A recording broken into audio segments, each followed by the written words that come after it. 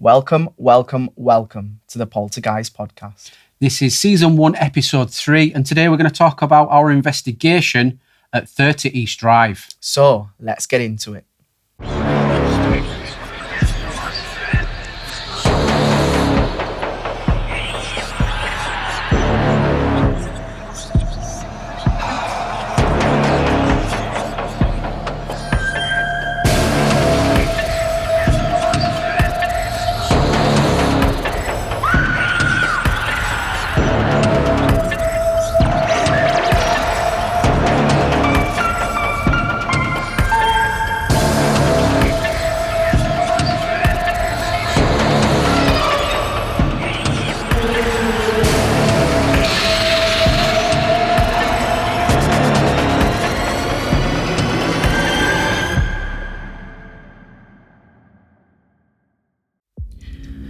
So, the place to begin with 30 East Drive is, I guess, booking and the arrival.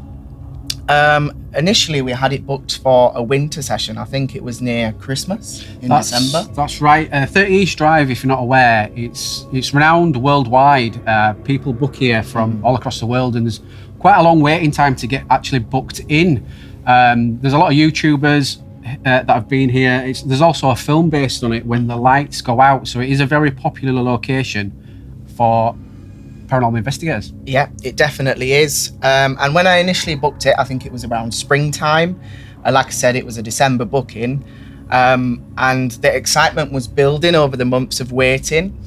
And the excitement got even bigger when I got an email from the team. And they said that they had a slot available in September, and I think this was around August time, and it was only a month away. And I was like, yes, I'll snap that up. Give me that booking, we'll change instantly. And it also meant it was going to be warm, which we was happy about instead of going to December, because of these things like the cold chills.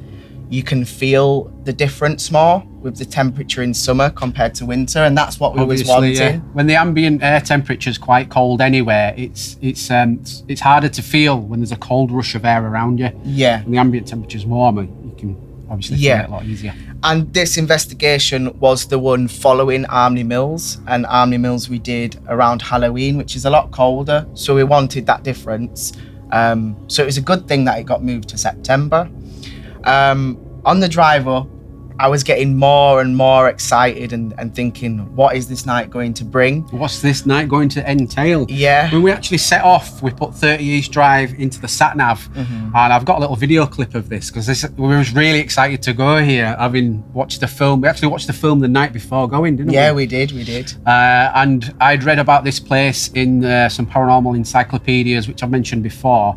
And we've actually, I don't know if you did actually, but I'd watched a few YouTube investigators go here, and it looked really interesting. Yeah, I'd watched, I think it was one. I'd watched one or two before, but personally, I wasn't sure if I believed the videos that I watched. And in all honesty, I was expecting to go to 30 East Drive and prove it all wrong. This is what I was expecting. This is what this was about. Right, let's go there. Let's debunk everything.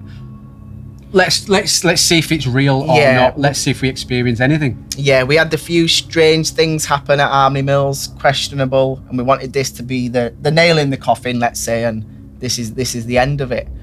However, yeah, this was the investigation where things got really interesting, and this investigation showed us that this paranormal stuff is, in fact, it's real.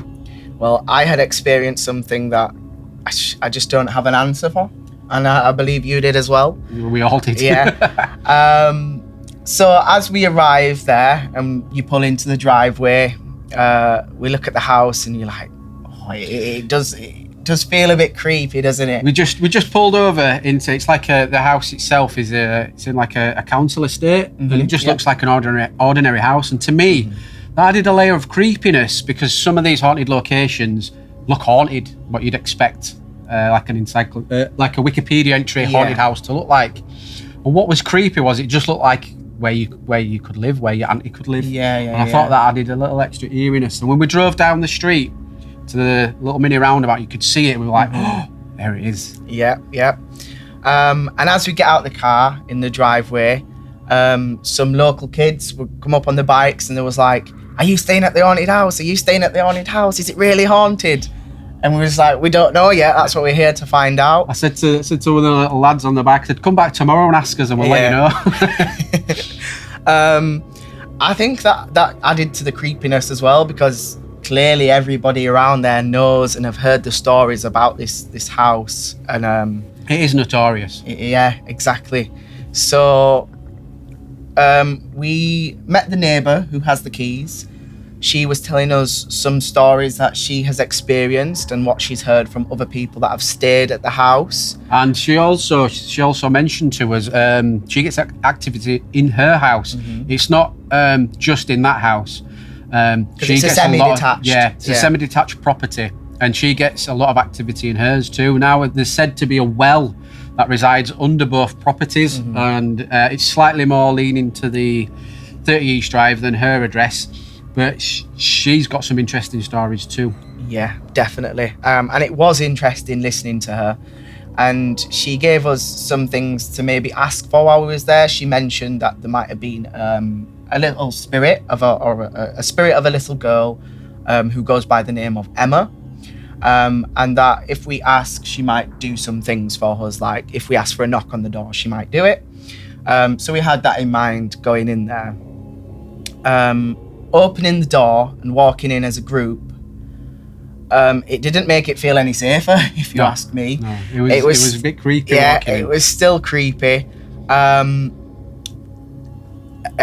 me, the creepiest part is when you walk in, you go through the kitchen and you open the door to the hallway at the bottom of the stairs. That landing, and there's a mirror at the end of that corridor that you can see the stairs on, and you can see the grandfather clock, and that was just like, ooh, this is a bit weird. It was, when I opened that door, my body got chills. And if you've not seen the film, the story is that grandfather clock gets pushed down the stairs by an unseen force. Yeah. Now it's not the original grandfather clock because it got destroyed, but it's one that looks very similar. So if you know anything about it or you have seen the film, you get a bit like, ooh, it's a bit weird. It's a bit weird. It is very weird.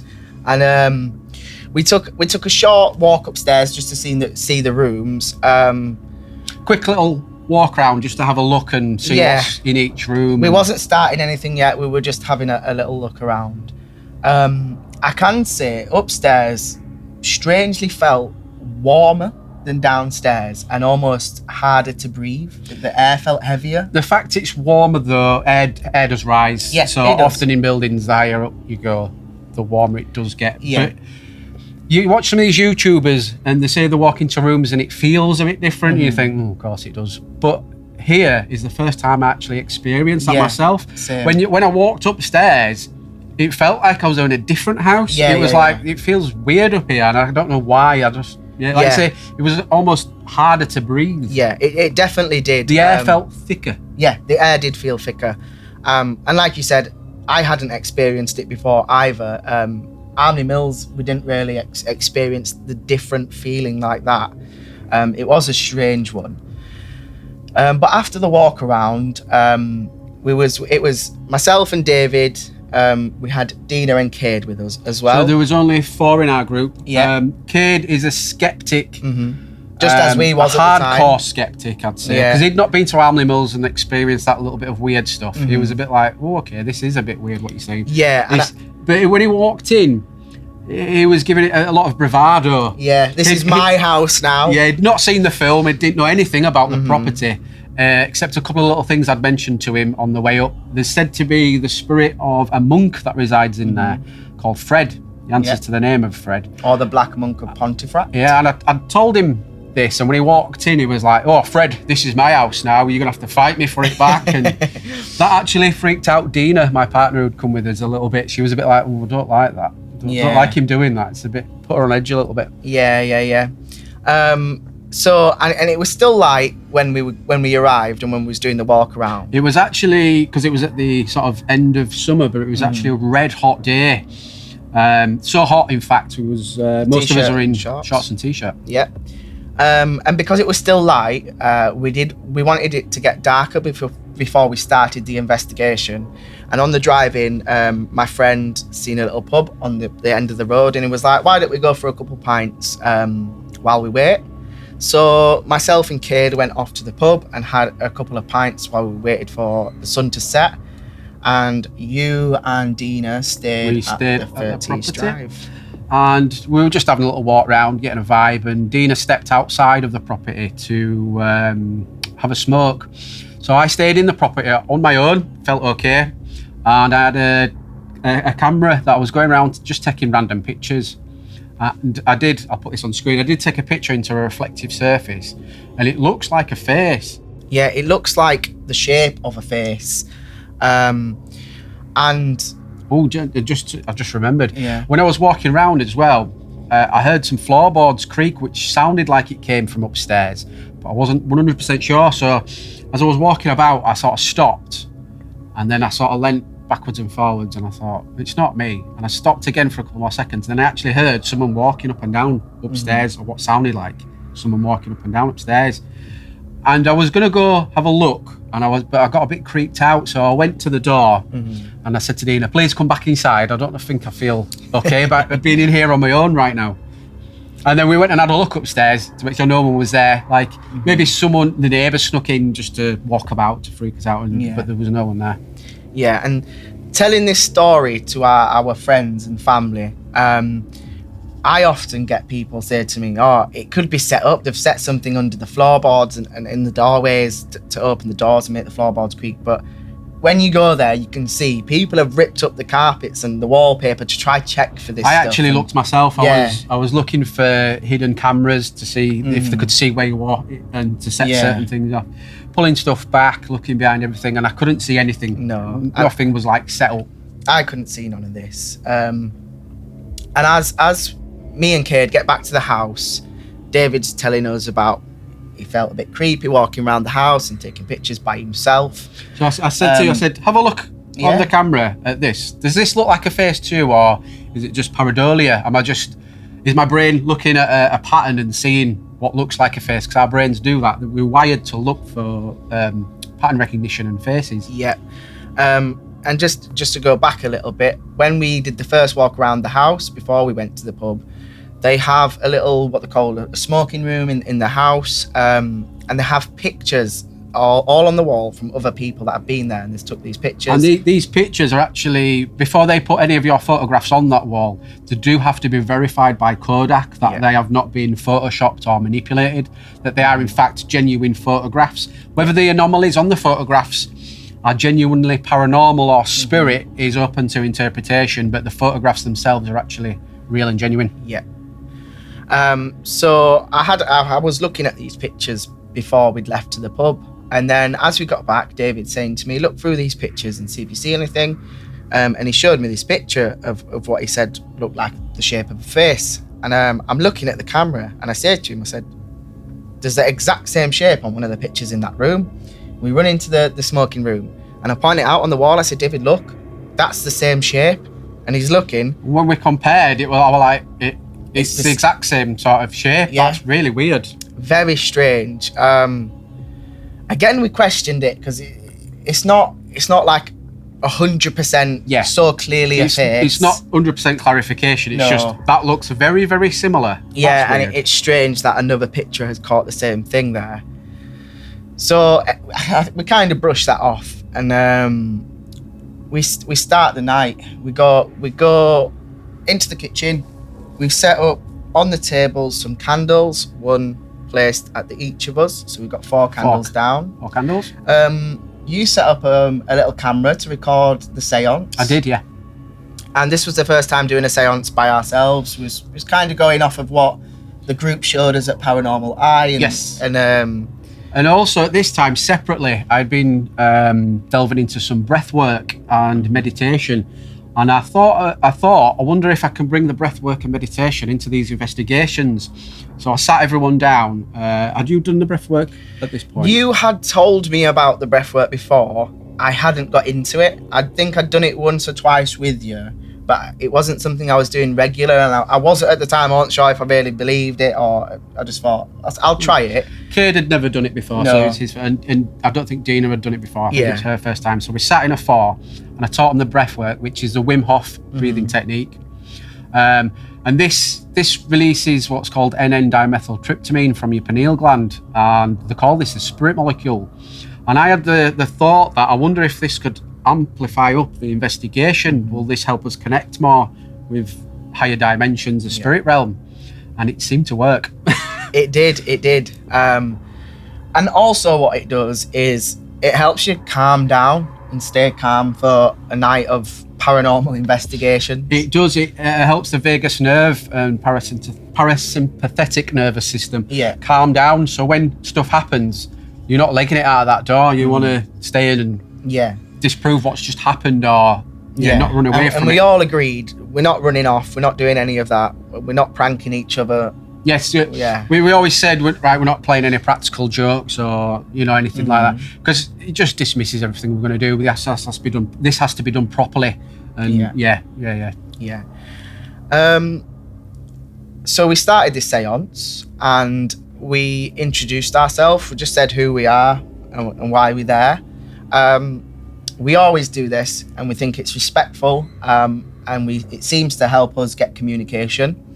We see it as like if you walked into someone's house and you just started asking them random questions, you didn't know who they was, they didn't know who you was, they're not going to respond to you either. No, so, spirit is just us. We're all spirit having a human experience. Like say, imagine walking to someone else. Excuse me, can you move that?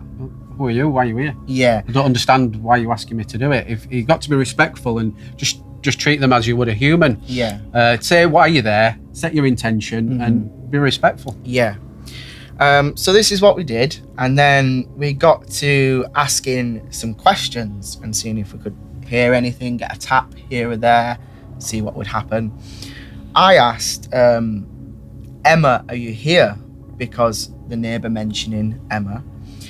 And at the time, the candle in front of me and nobody else, just in front of me, had swirled. Which was the candle also closest to the door from upstairs where her bedroom was. And when it started to move, when you look at it, you'd think if someone had walked down the stairs and walked in, that would be the first candle they came to as well, which was sort of added a little bit more validity to it. But we'd only noticed that looking back at the video. We didn't actually notice this at the time. We didn't see the candle move. The question after, or a couple questions after, David asks, Emma, are you going to bang on the door for us tonight? And that time, all 4 of the candles swirl. I did notice this at the time, and I said, did anyone else see that? All 4 candles have just sort of swirled. And no one had actually noticed it. And I says, can we just try recreate this? Can we all blow out at the same time, or, repeat what we've just done to see if it was us? And we tried to recreate this, and it was unsuccessful. We couldn't get that to repeat. And they did flicker one more time during the seance, and it's when I asked about the upside down crosses, which are all over the house. I think it's something to do with an exorcism that they once did. I'm not 100% sure why. To be fair, why there's upside down crosses. I'm not sure. No, but it flickered when I mentioned that.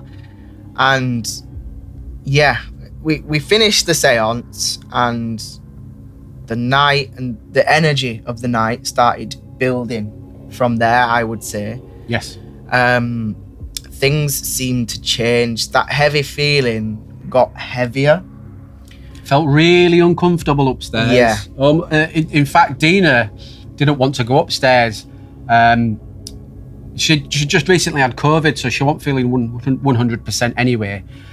But after what Cade had done when he walked in, she felt a bit uneasy. And then after the seance, she was like, I'm not going upstairs. I'm actually going to just stay in the living room. I'll leave you guys to do what you're doing. Just before we went to 30 East Drive, I was watching these paranormal videos, and I got more into it after doing the Army Mills, and I was watching more and more. And I would look at the methods people would start to use. And I watched this one about the Estes method. Now that was developed by a team of 3 paranormal investigators at the Stanley Hotel. And if you're not aware of the Stanley Hotel, you might have watched a film that was written there by Stephen King, The Shining. He stayed in a room there, and after his experience, he wrote the film The Shining. And it's now become quite famous for paranormal investigators to investigate there. And they developed what is known as the Estes method. Yeah. And essentially what you do is it's sensory deprivation. So you're meant to cover your eyes or close your eyes, have noise cancelling headphones if you can, and you're meant to play white noise. And to improve it, you can rock to get yourself in a meditative state, rock back and forth as if you're in a rocking chair, or if you have a rocking chair, even better. So at that time, we didn't have our own rocking chair. No. They actually had one there, which you sat in. Yeah, later on in the night. So I've seen this method, and it looked really interesting to me, and I wanted to see how it would work if I did it myself. And also to debunk it, because when you're watching it on a video and someone's doing it, it could be set up. Yeah. It could be like, right, say these words before they start recording, and then it looks quite impressive when you see it on camera. You're like, wow, that looks good, but this is how it could be set up. Let's see if anything happens. Nothing happens, it's probably set up. Yeah, exactly. So we decided we want to do this. Let's do the Estes method, and that's the first thing after the seance that we got into. I put my noise cancelling headphones in. We used your phone because you had the app. Yes, I used an application that I'd seen a few YouTubers use that looked really interesting, called the Necrophonic app. And I wanted to test if it worked or if anything happened, and also to try debunk it, because my theory was, if you start getting relevant words through, maybe the application calls home back to a server and it uses your geolocation and does a quick scan of the internet to find anything relative to where you are, to spit out some words.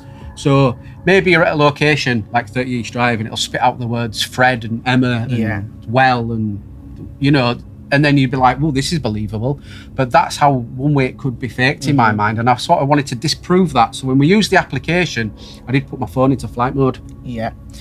And I will say I am not skeptical of this application anymore, due to things that have happened since that investigation. But at the time, I was still a bit skeptical about the app. But we used it anyway, because that's the way we can play the white noise and see if the Estes method worked. So I'd sat on the top of the stairs with the grandfather clock behind me, noise cancelling headphones in. I shut my eyes. And I started to ask some questions out loud into the ether.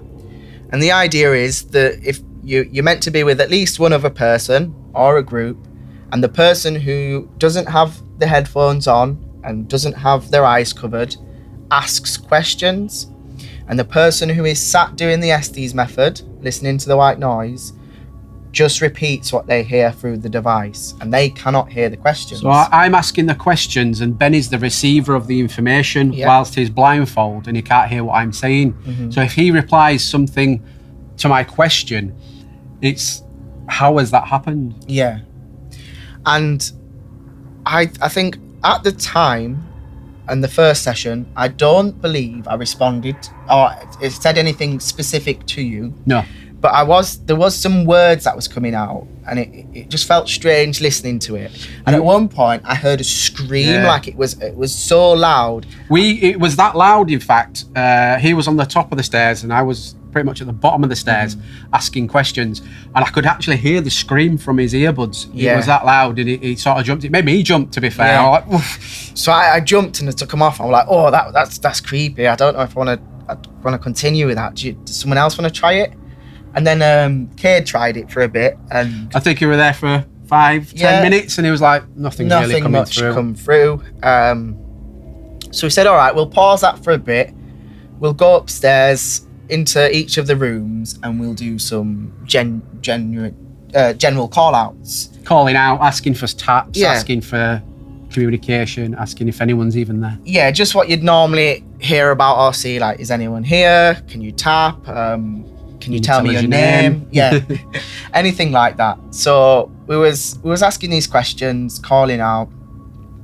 I think there was an odd tap and a bang here and there, but we couldn't determine. Nothing conclusive, because it was a warm day and the sun had just set. Maybe the house is cooling down, and it is I think it's from the 1940s or 50s is the house. Yeah. It's a fairly older house, and houses do settle, they do make noises, and it wasn't a direct response. It wasn't like we said, could we have a tap? And there was a tap. It was a bit more generic. It was just, there's a tap. But it was random. And I think as well, thinking back, each of us had different times. Like, we wouldn't hear it at the same time. I would hear something and say, did you hear that? And then they'd be like, no. And then a couple minutes or a second later, David would say, oh, did you hear that one? And I'd be like, I didn't hear that one, no. Although I was slightly more on edge than everybody else, because of when I was in the house on my own, when you guys were down the pub. Yeah. I did hear that walking up and down, which I couldn't explain. And I was a bit more like, I was a bit edgier. I was a bit like, you'd not experienced it, so it was like you'd not really experienced it yet. No, yeah. And then we'd gone into each of the rooms. So there's Emma's bedroom and then 2 other bedrooms. One is full of haunted, would you say, objects like dolls and things? Mainly just dolls. I don't think there was other objects. Anything else there that claimed it was haunted. There was a couple of dolls and there was a few dolls, and a couple of the dolls had notes on. Yeah, and it's what other investigators have brought to the house. They've been donated. Not from the house. They've been donated there. It was creepy, but it was your typical, it's a doll. Yeah, I don't know. Most people find dolls creepy. I do, because it's like, looks like a person, and it's not. And they do look a bit creepy. Yeah, they do. So we was in each of these rooms. With the call outs, not much was happening. So we went downstairs, took a little break, and we said, we'll go back upstairs. This time, we'll do the SD's method in the rooms upstairs. So we goes back up. I start off doing the SD's method in one of the rooms, and you was asking the questions. Now, I can't remember if I'd responded to you with anything. We started to get some responses there. Just here and there. It was a bit sporadic, asking 3 or 4 questions and nothing would happen. And then the odd question, you'd respond almost instantly with a response to what I asked. And it was a bit like, this is getting a bit strange. Yeah. And was that when you actually went downstairs to get the rocking chair? No. That was after. Quite a bit happened before that. Oh, yes. Yes. What happened after that was we decided to switch, and you did the SD's method. And this was your first time, actually. You didn't do it on the stairs. Yes, I didn't do it on the stairs, because like I say, I was a little bit creeped out by that walking up and down, and I didn't fancy sitting on the top step on my own with my back upstairs. And your eyes shut and you can't hear nothing. I felt a bit on edge, so I was a bit like, I'll do that later. So we switched, and I ask, Emma, are you here? And instantly David responds, yes. And I was like, that's strange. Now, to me, I can't hear what Ben's asking. So when he told me what happened afterwards, I was like, oh, wow. Because to me, I was just shouting out random words here and there. So David responds, yes, to my question, is Emma here? And then I say, what would you like to do, Emma? Because I was struggling to think of questions. I'm like, what do you ask someone? What do you ask a spirit you don't know anything about? So I say, what do you want to do? And David responds, games. Now, downstairs, there was a lot of different board games. So that's what I thought she was referring to, or the spirit was referring to. So I was like, do you want me to go into a different room? And David responds, yes. And I say, which room? And you respond, my room. Which, if you think about it, is very strange, because at this point, he's only responding in yes and no, and he said he wants to play games. But when I'm asking about a room and he specifically responds, my room, is very, very strange. Yeah. So I started to get a bit on edge.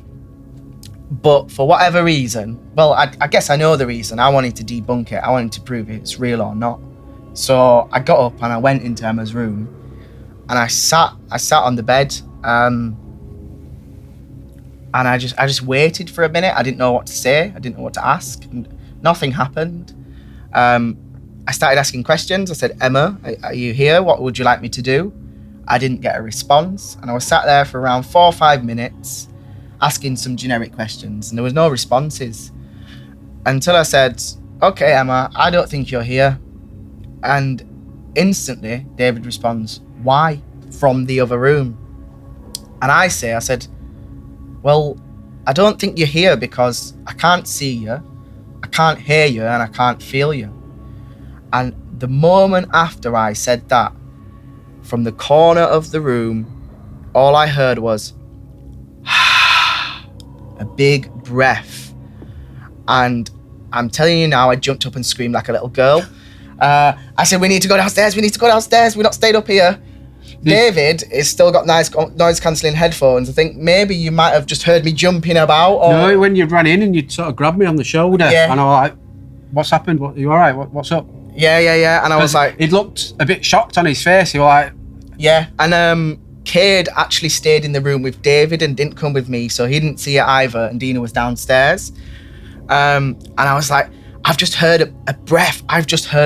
Like it's clear as day. You can't describe it as anything else. I'm not mistaken by a car driving past. He was like, no, I was adamant. I've heard a breath. That was a breath. It was like almost right next to my ear. You can't say it's anything other than a breath.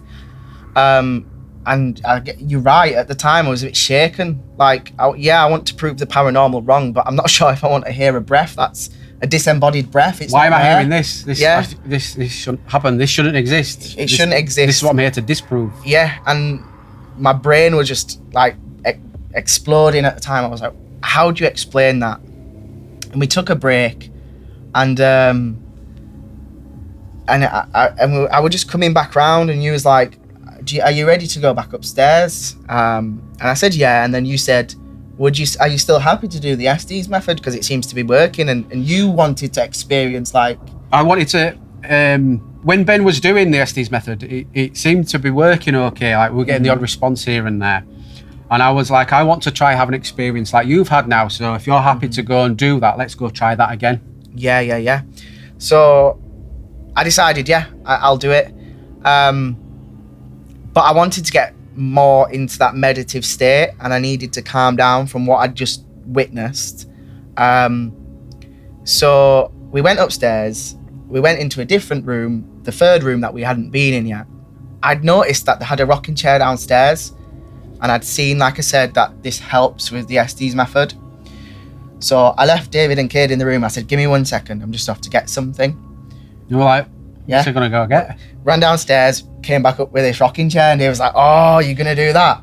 I'm like, yeah. And there's a mirror in that room, so I'm gonna sit in front of the mirror and do it.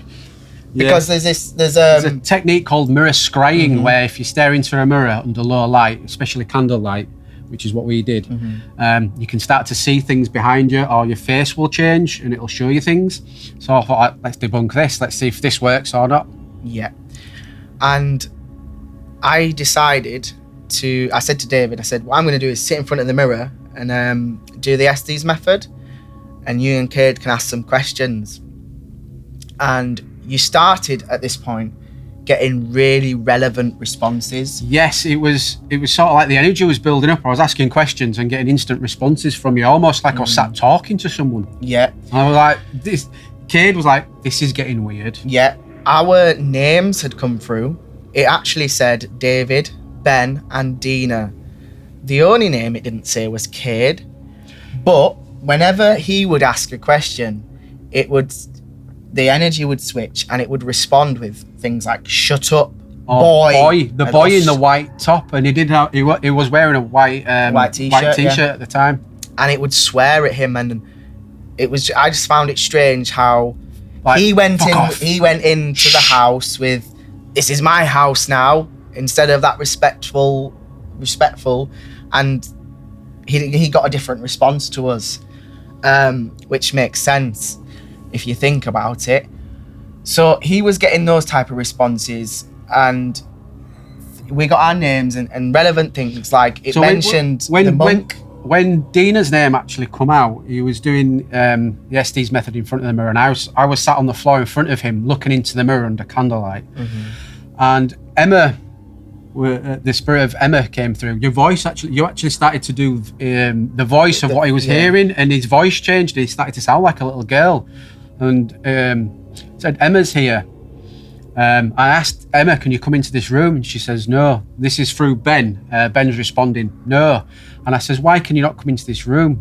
Ben, with like a little girl's voice, says, "It's bad in there." And then it come through, SD's mirror screen, stop now. And I was like, no. And then what did it say? Then it said, "Dina's downstairs on her own, stop now." And I took that as a threat, so I stopped the application playing the white noise. Ben was like, "What's up? It's all stopped." And I'm like, "We need to go downstairs and check on Dina. It's just told us to stop what we're doing." And I've said no, and it's almost like a threat. So we went downstairs to check on Dina. She was absolutely fine. She'd actually nodded off and been asleep, but she said, "Oh, I think I've heard you. You've been in that room up there," and pointed it to the room above the room she was in. Where the dolls Now that's the room where the dolls are. And she said to me, "Oh, I heard some scratching, what sounded like scratching, and I thought that's where you were." And I was like, "No, but you've not been into that room, have you?" She said, "No."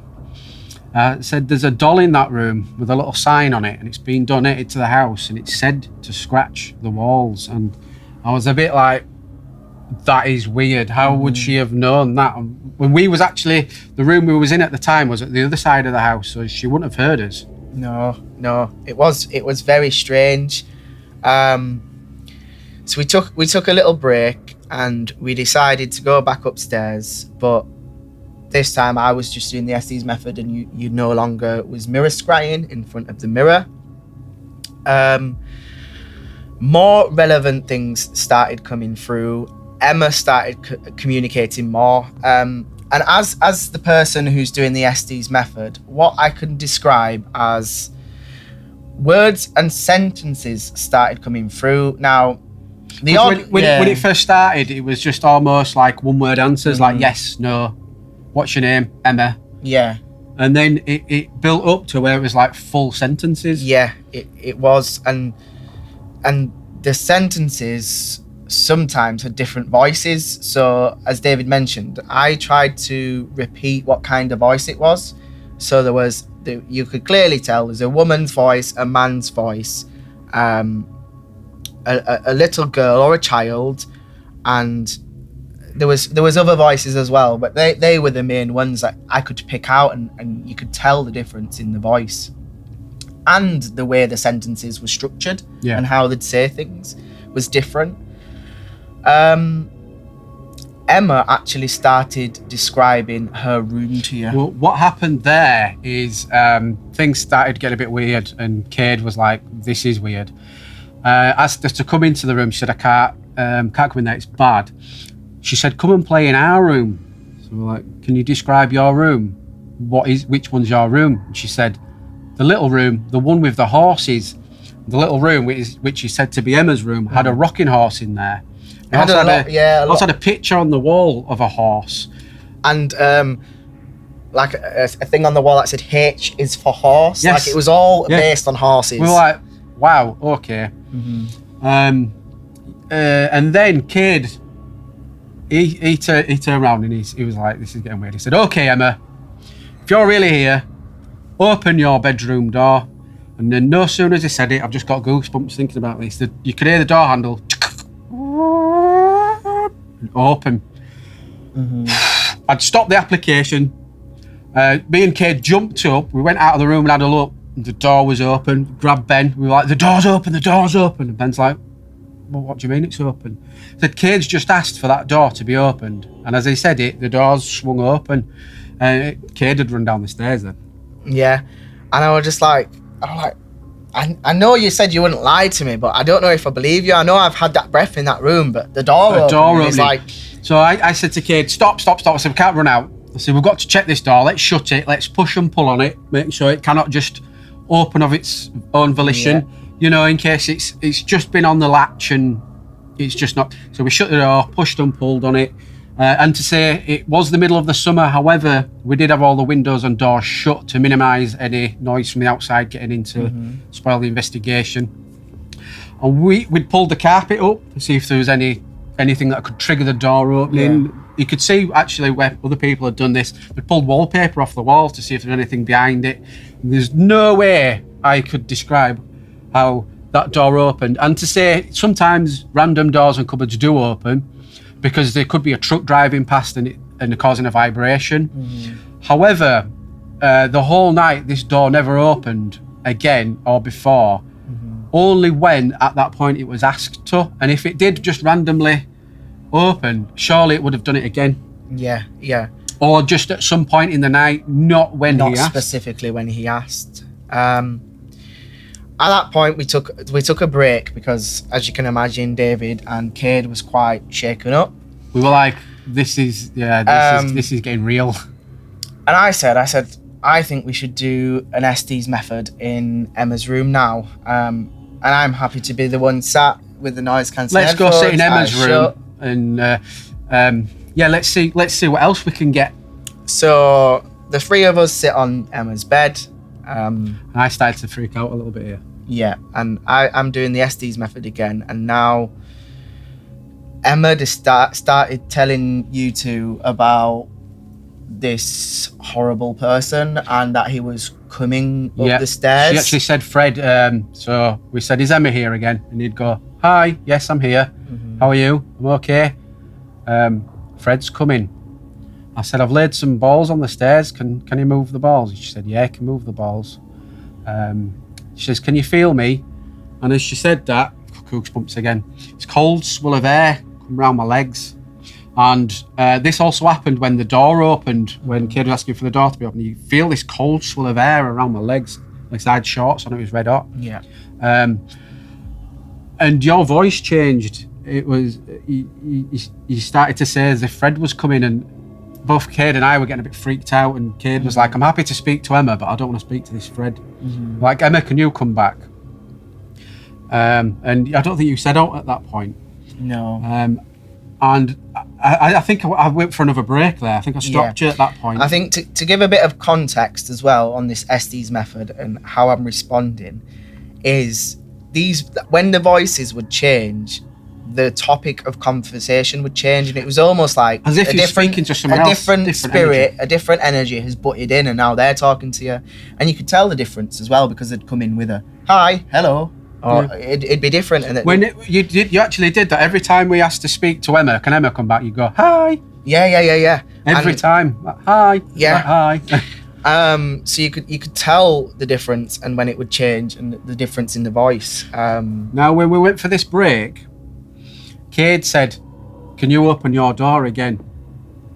Just before we went to break. No, it's slightly different. He asked for Emma to shut the door. Sorry, that's correct. We left the door open. Yeah, that's right. He asked it to shut the door. We was doing that for about 5 minutes, wasn't we? And the door didn't shut. It didn't move. We were stood right there. And what? Sorry, you just brought it back. The door. We were sat in the room with the door open. The landing light was on.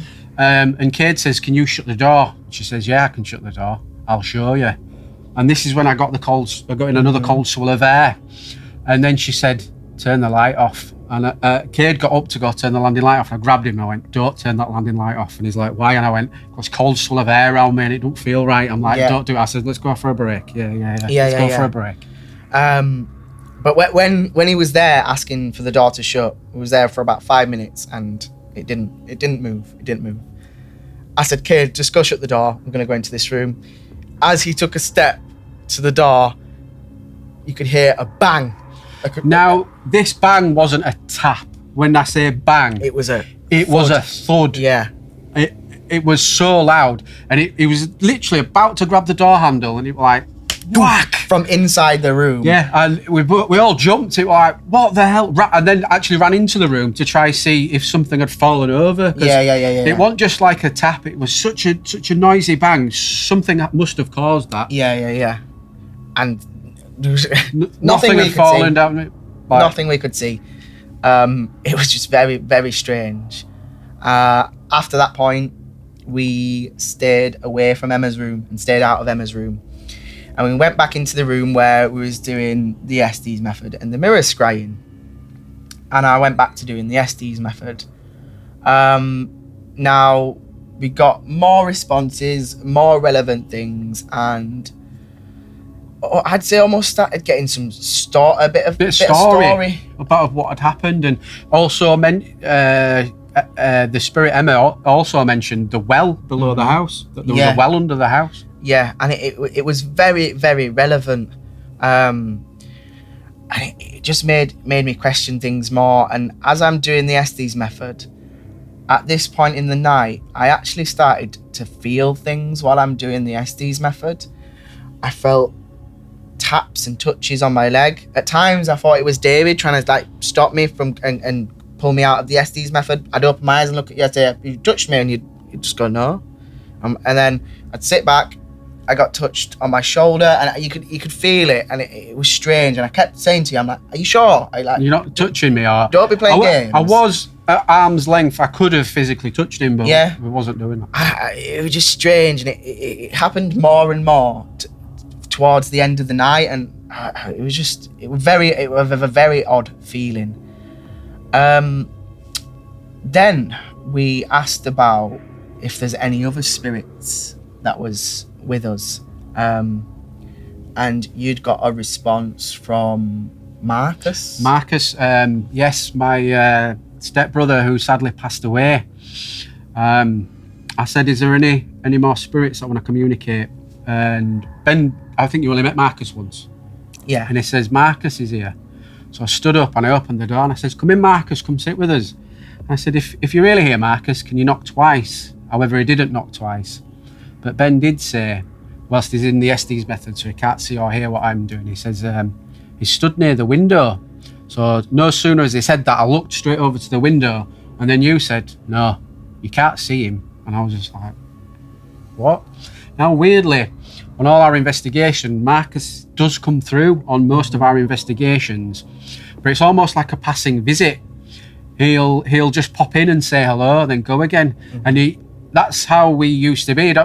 On his gravestone, he actually says, "Yes, I'll come for the ride," because he'd always come along for the ride. And I've only just noticed, I noticed this the other day, I meant to tell you, in my big jacket that I usually take on investigations, I've got a piece of his stone from his graveyard, so I always take him with me for a ride. Well, weird. It is weird. But again, when Marcus came through, the voice was different, the responses, the structure of the sentence was different. I'm sure he'd said something relevant to you. It was something to do with the location or something that you've both done. I can't remember exactly. Yeah, he did. I can't remember exactly what it was. But yes, he did say something. It was yeah. And it made me be like, Ben wouldn't have known that. So it's not something, not that he'd make it up, but it's not something mulling in his subconscious when he's heard the word Marcus. His brain's made a connection to something because it was something he wouldn't have been aware of or known. And I can't remember the specifics of it, sadly. No, I can't, but it's probably because of the emotions of everything. Yeah, it was a bit overwhelming, so a bit like, oh. And just to say, Marcus did, when he passed away, he did actually fall out of a window, which when you said he stood next to a window, I was like, it sort of creeped me out a bit like, oh, this is a bit sad. Yeah. So at that point, it was just, I think we were all very on edge. Me, especially from hearing the breath and these touches while I'm doing the Estes method, but I am not getting the feeling of the responses that David and Kate are getting, because if you put yourself in my shoes, I'm just repeating words. I'm not hearing any of the questions. So to me, I'm responding relevant answers to them, but I have no idea, and it means nothing to me. I'm just repeating words. But obviously, from us, from the outside, it is like communicating with someone. We've had sessions where we sat talking to someone for 10-15 minutes, and there's sessions where we've said, "Can you tell us our story?" And then you'll talk for a little bit, and then you'll go, "Shh," And then you will come out, you'll not stop talking for 10, 15 minutes, and you will tell a full story from start to finish about whatever the spirit wants to communicate. And it's unreal. Yeah. And as I'm doing the Estes method, like I said, this was my first experience of it. And every time I did it, and the more I did it, and the longer I would do it for, it would physically affect me. Now, I'm a very placid person. I'd come out of the Estes method, my eyes would be streaming, like there'd be water in. In fact, you did that. I was drained, like you could see I physically had no energy. I had to go out of the building. This is why we took regular breaks. I had to keep leaving, going getting fresh air. You took the earphone and looked at you, and your eyes were just streaming. I'm like, you all right? And you were like, I just feel like this. Like, yeah. I'm just really, I'm like tired. I'm drained of energy, and we've learned over time that it does take your energy, and in the following days, energy can never be created or destroyed, only transferred. So I think when you're doing this, you're transferring energy over to spirit to use to communicate with us. Yeah. And I've found, not just this time, but throughout our investigations, the following days after doing the Estes method and getting good responses, it would make me ill. Sometimes actually physically. I'd physically be sick the following days. And it happens every time. It's not a coincidence. No, it's not just here and there. It's literally every time. Yeah. It's just a very strange feeling to describe to someone, and I'd say you'd have to experience it for yourself to fully to fully understand. You'd have to do the Estes method yourself. So when we do our investigations, we actually have to prepare ourselves. We do at least 2 weeks before the investigation now to make sure we're in the best physical state. Don't drink no alcohol, eat really well, lots of exercise, lots of meditation, lots of cold dunks. And we don't over investigate either. We put our investigations a month or two apart so we can prepare for it. You can have time afterwards to sort of recoup yourself. It really does, it really does take it out. Yeah, it does. So because I was doing the Estes method for a long time during the night, and I'd say most of the night, I was doing it for hours because it seemed so good and we were getting responses. We were like, we need to hone in on this. This is what we need to do. This is working. We're communicating. Yeah, and I was happy to continue to do it because I was like, let's not mix it up. If we're getting responses, just you get these responses. I'm not just there for myself. I'm there for the rest of you. You've got to go with what works. Yeah. Some spirits prefer to communicate in certain different ways. So if that's working, stick with it and just run with it. And through our experiences of the paranormal and the different people we've met and the videos and the things that they show online, we've come to the conclusion that different people can experience the paranormal in different ways. Some can see more, some can hear more, and some can feel more. Now I've started hearing, I get a ringing in my ears when stuff's about to happen. So I get a ringing in my ears and a cold rush of air around me. And you can, we've done, me and you in the abandoned place, we set up a little table and we started doing a little session. And it was during our meditation, you could feel someone walk in, and then you actually heard the seat make a noise as if someone had just sat down. And when he opened his eyes and I looked at him, he went, someone's just sat down. I went, yeah, I know, I've just heard it. I've just felt it. He was like, yeah, I could feel someone sat next to me. So the point I was making is, this is why we think I get more not more responses, but I hone in more. It's and like I can tune in. Yeah, I can tune in more. So the higher dimensions where our spirit resides, it's all dimension based.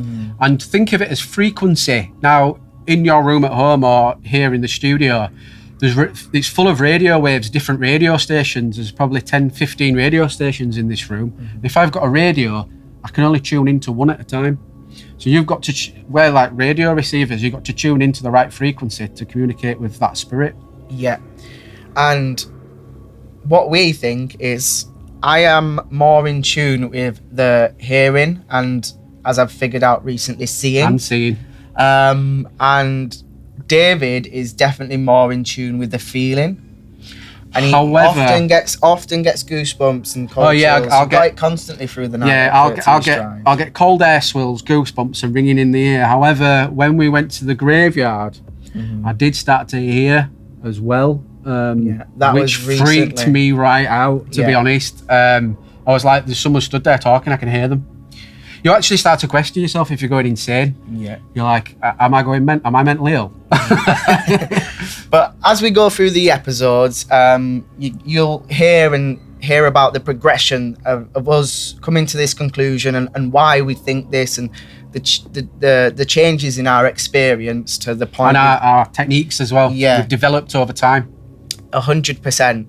So even though we'd experienced all these different things, and I'd heard the breath, and David and Cade had the door opening, and we had names come through, and it was so relevant. In fact, it actually, like we mentioned, it never said Cade's name. It kept calling him Boy in the white top. And at about 3 o'clock in the morning, it was red hot. Like I said, we was in shorts and t-shirts.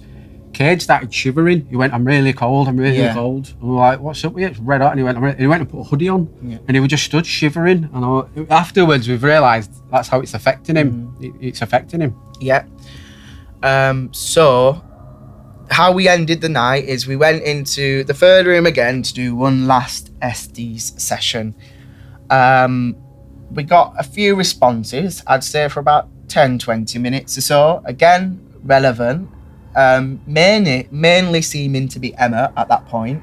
Well, that's because Fred did try to come through a few times, and we were a bit freaked out how he was responding and what he was saying. It was very dark. So we were actually asking Emma to come back all the time, and Cade was like, I'm happy to speak to Emma, but I don't want to speak to Fred. Yeah. And it was about 3-4 in the morning at this point, and the responses changed and said, it's time to stop now. The energy started to fizzle off. Yeah. And then Ben in the SDs method sat rocking with his eyes shut, with the headphones in, just said, yeah, time to go to bed now. Yeah, time to go to bed. I'm tired. So we stopped. We said, it's that we've been told.